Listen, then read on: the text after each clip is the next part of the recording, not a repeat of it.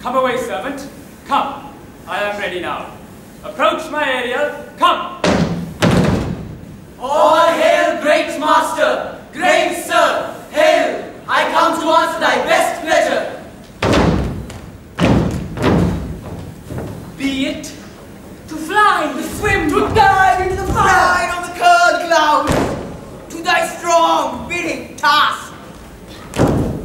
Ariel and all his policy. Hast thou, spirit, performed to point the tempest that I made thee? To every article I boarded the king's ship. Now on the beak, now in the waist, the deck, in every cabin. I flamed amazement. Sometime I divide and burn in many places. On the topmast, the earth and bowsprit, would I flame distinctly. Then meet and join Jove's lightning precursors. Oh, the dreadful thunderclaps, more momentary, and sight outrunning were not.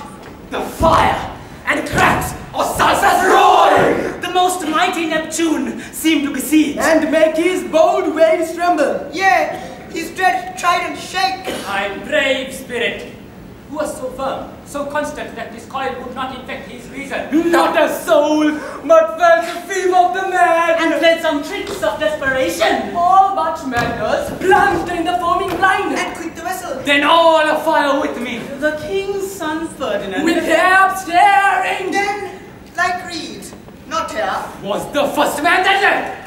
Pride! Hell is empty, and all the devils are here. Why, that's my spirit. But was not this night shore? Close by, my master. But are the areas safe? Not a hair perished on their sustaining garments, not a blemish, but fresher than before. And as thou badest me, in troops, I have dispersed them about the isle. The king's son have I landed by himself, whom I left cooling off the air with sighs. In an angle of the isle, and sitting his arms in this sad knot Of the king's ship, the mariners, say how thou hast disposed, and all the rest of the fleet. Safely in harbour is the king's ship in the deep nook, where once thou call'st me up at midnight. The mariners all under hatches stowed, who with a charm joined to their suffered labour, I am left asleep, and for the rest of the fleet which I dispersed, they all have met again, and are upon the Mediterranean float, bound sadly home for Naples. Supposing that they saw the king's ship wrecked, and his great person perished. Ariel, thy charge exactly is performed. But there's more work. What is the time of the day? Past the mid-season. At least 2 glasses. The time twixt 6 and now must by us both be spent most preciously. Is there more toil? Thou dost give me pain. Let me remember thee what thou hast promised, which is not yet performed me. How now? Moody, what is it thou canst demand? My liberty! Before the time be out, no more! I prithee, remember I have done thee worthy service, told thee no lies, made thee no mistaking, served without or grudge or grumbling. Thou didst promise to wait me a full year. Dost thou forget from what a torment I did free thee? No. Thou dost, and thinkst it much to tread the ooze of the salt deep, to run upon the sharp wind of the north, to do me business in the veins of the earth when it is baked with frost. I do not, sir. Thou liest, malignant thing. Hast thou forgot the foul witch, Sycorax, who with age and envy was grown into a hoop? Hast thou forgot her? No, sir. Thou hast. Where was she born? Speak, tell me. Sir, Irati. Oh, was she so? I must once in a month recount what thou hast been, which thou forgettest. This damned witch Sycorax, for mischiefs manifold and sorceries terrible to enter human hearing. From Argier thou knowest was banished. For one thing she did, they would not take her life. Is not this true? Aye, sir. This blue-eyed hag was hither brought with child, and here was left. Thou, my slave, as thou reportest thyself, was then her servant. Refusing her grand hests, she did confine thee by help of her more potent ministers, and in her most unmitigable rage, into a cloven pine, within which rift imprisoned thou didst painfully remain 12 years, within which space she died, and left thee there, where thou didst spend thy crowns as fast as mill wheels strike. Then was this island, save for the sun that she did litter here, a freckled whelp hag born, not honoured with a human shape. Yes, Caliban, her son. Something I say so, he that Caliban whom now I keep in service. thou best knowest what torment I did find thee in. It was mine art when I arrived and heard thee, that made gape the pine, and let thee out! I thank thee, master. If thou more murmurest, I will rend an oak, and peck thee in his knotty entrails till thou hast howled away 12 winters! Pardon, master. I will be correspondent to command. And do my spiriting gently. Do so, and after 2 days I will discharge thee. That's my noble master! What shall I do? Say what? What shall I do? Go, make thyself like a nymph. Be subject to no sight but thine and mine, invisible to every eyeball else. Go, take this shape and hither come in it, go!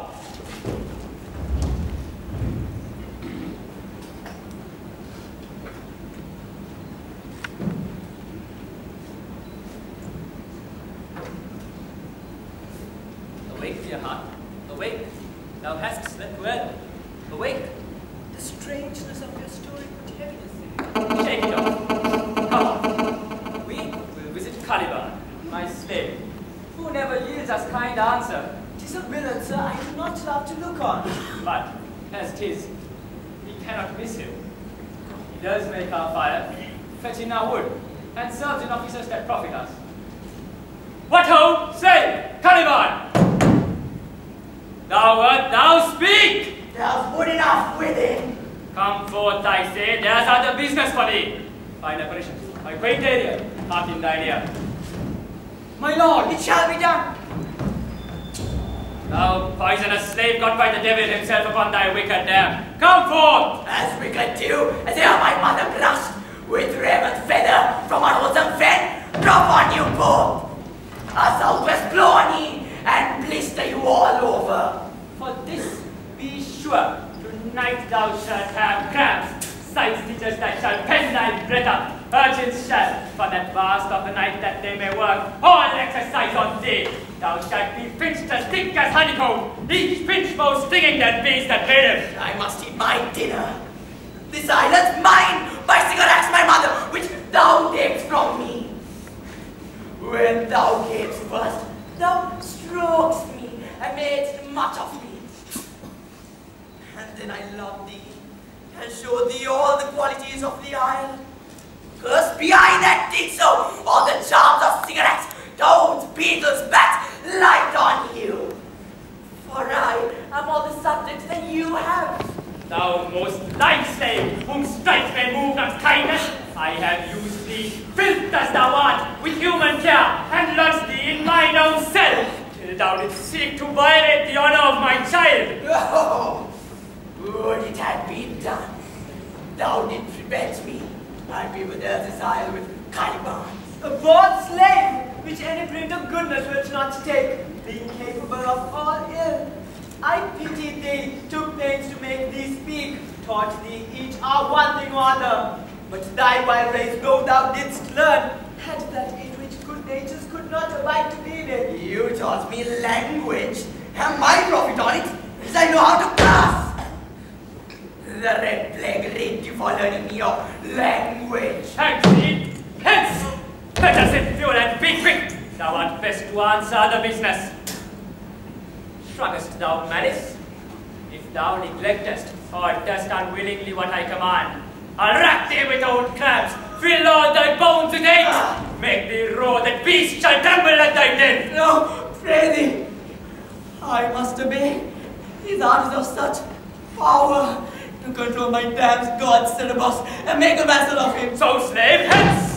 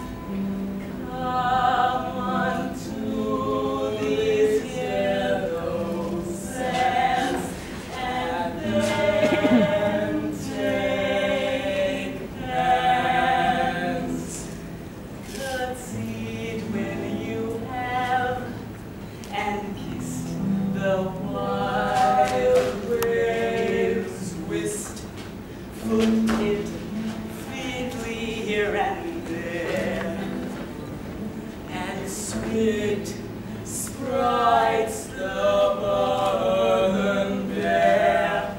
Hark, hark, the watchdogs. Hark, hark, the watchdogs. I hear the strain of strutting, chanticleer cry. Cock-a-doodle-doo. Where should this music be? In the air or the earth? It sounds no more. And sure, it waits upon some god of the island, sitting on a bank, weeping against the king my father's wreck. His music kept by me upon the waters, lay both their fury and my passion with its sweet air. Thence I have followed it. Oh, it had drawn me rather. But 'tis gone. No, it begins again. Full fandom find thy father lies. All his bones are coral made. Those are pearls that were his eyes. Nothing of him that doth fade, but doth suffer a sea change into something rich and strange. Sing him solemn in his name. Hark, now I hear them ding dong bell. Titinas, remember my drowned father. This is no mortal business, nor no sound that the earth knows. I hear it now about me. The fringed curtains of thine eye advance, and say what thou seest yonder. What is it? A spirit? God, how it looks about. Really, sir, it carries a brave form, but it is a spirit. No, wench. It eats and sleeps and had such senses as we have. Such. This gallantry which thou seest was in the wreck, but he's something stained with grief. That's beauty's canker. Thou mightst call him a goodly person. He had lost his fellows and strays about to find them. I might call him a thing divine, but nothing natural. I ever saw so noble. It goes on, I see, as my soul prompts it. Spirit, fine spirit, I'll free thee within 2 days for this. Most sure, the goddess on whom these airs attend, vouchsafe my prayer may know if you remain upon this island, and that you will some good instruction give how I may bear me here. My prime request, which I do last pronounce, is, oh, you wonder if you be made. Oh no. No wonder, sir. I'm certainly a maid. My language! Heavens! I am the best of in that fleeting speech. Why, but that is spoken. How? The best? What wert thou if the king of Naples heard thee? A single thing, as I am now. That's wonders to hear me speak of Naples. He does hear me, and that he does, I weep. Myself and Naples, whom with mine eyes never since I had beheld the king my father wrecked. Alack, for mercy! Yes, faith, and all his lords, the Duke of Milan and his brave son being twain. At the first sight they have changed eyes. Delicate Ariel has set thee free for this. A word, good sir. I fear you have done yourself some wrong. A word. Why speak my father so ungently? This is the third man that ere I saw, the first that ere I sighed for. Pity moved my father to be inclined my way. Oh, if a virgin, and your fiction not gone forth, I'll make you the queen of Naples. Soft, sir. One word more. They are both in either's powers, but this swift business I must uneasy make, lest too light willing make the prize light. One word more. I charge thee that thou attend me. Thou dost tell yourself the name thou wast not, and hast put thyself upon this island as a spy to win it from me, the Lord on it. No, as I'm a man. There's nothing here can dwell in such a temple. If the ill spirit had so fair a house, good things would strive to dwell with it. Follow me. Speak not you for him. He is a traitor. Come, I'll manacle thy neck and feet together. Follow. No, I will resist such entertainment till find that he has no power. Oh, dear father, make not too rash a trial of him, for he is gentle and not fearful. What? I say my foot, my tutor? Who makest the show but darest not strike? Thy conscience is so possessed with guilt. Come from thy ward, for I can here disarm thee with this stick, and make thy weapon drop. Beseech you, father. Hence, hang not on my garments. Sir, have pity. I'll be his surety. Silence! One word more shall make me chide thee, if not hate thee. What? An advocate for an impostor? Hush! Thou thinkest there is no more such shapes as he, having seen but him and Caliban. Foolish wench, to the most of men, this is a Caliban, and they to him are angels. My affections are the most humble. I have no ambition to see a goodlier man. Come on, obey. Thy nerves are in their infancy again, and have no vigor in them. So they are. My spirit, as in a dream, how I bound up. My father's loss, the weakness which I feel, the wreck of all my friends, nor this man's threats to whom I'm subdued, are but light to me. Might I but through my prison, once a day, behold dismayed. All corners ends of the earth let liberty make use of. Space enough have I in such a prison. It works. Come on! Thou hast done well, fine Ariel. Follow me! Half what thou else shalt do me. Be of comfort. My father's of a better nature, sir, than he appears by speech. This is unwanted, which now came from him. Thou shalt be free as mountain winds. But then, exactly to all points of my command. To the syllable. Come, follow. Speak not for him.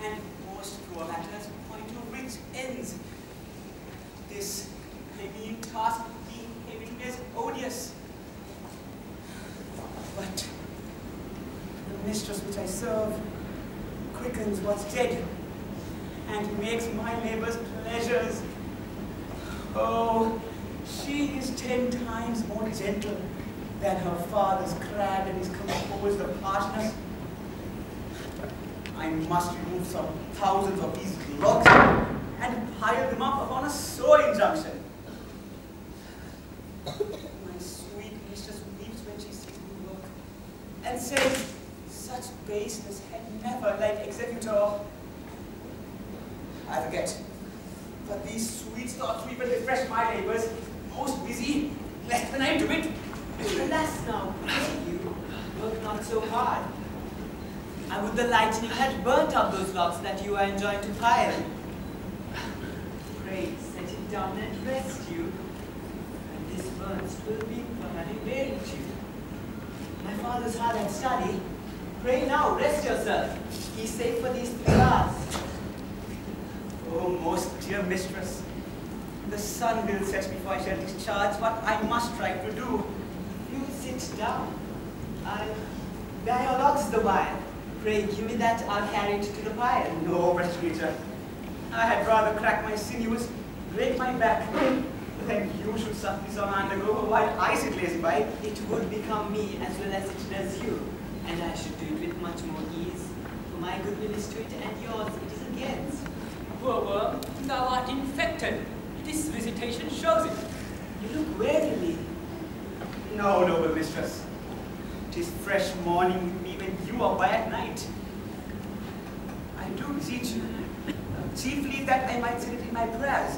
What is your name? Miranda. Oh, my father, I have broke your heads to say so. Admired Miranda.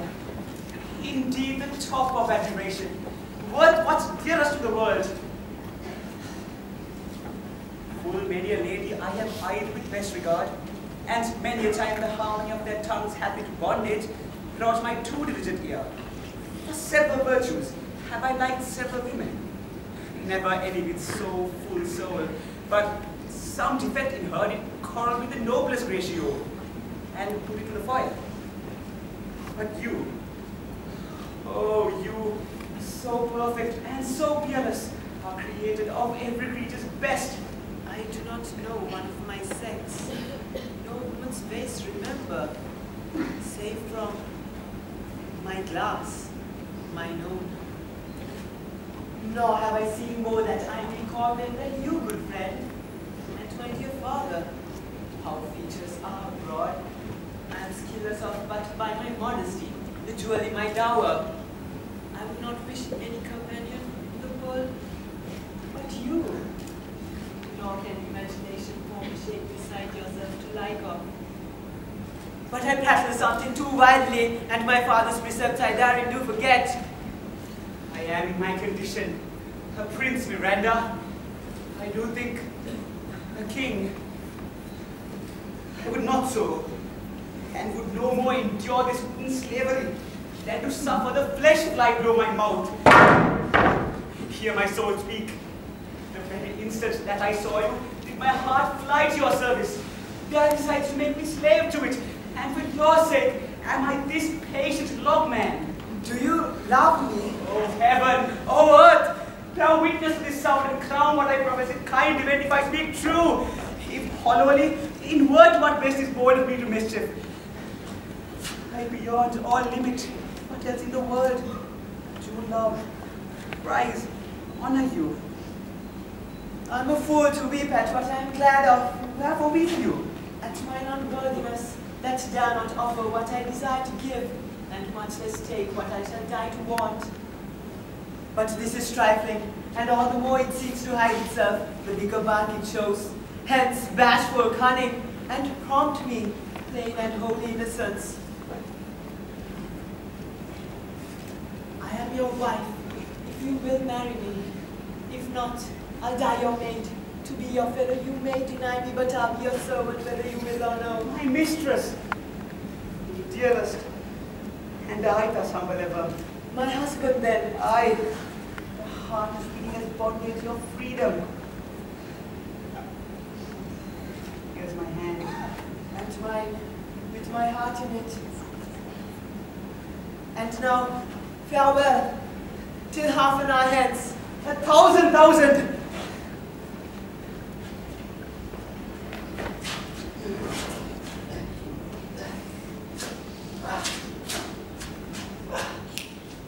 So glad of this as they I cannot be. I was surprised with all, but I rejoicing at nothing can be more. I'll to my book, for at your supper time must I perform much business appertaining.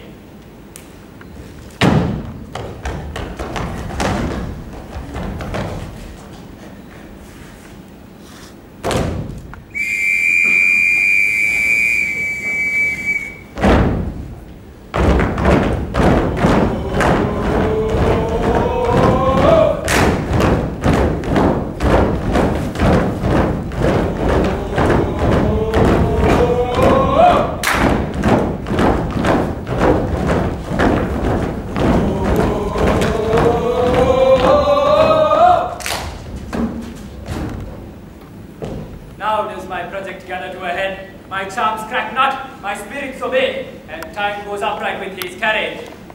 How's the day? On the 6th hour, at which time, my lord? You said our work should cease. I didn't say so. When first I raised the Tempest.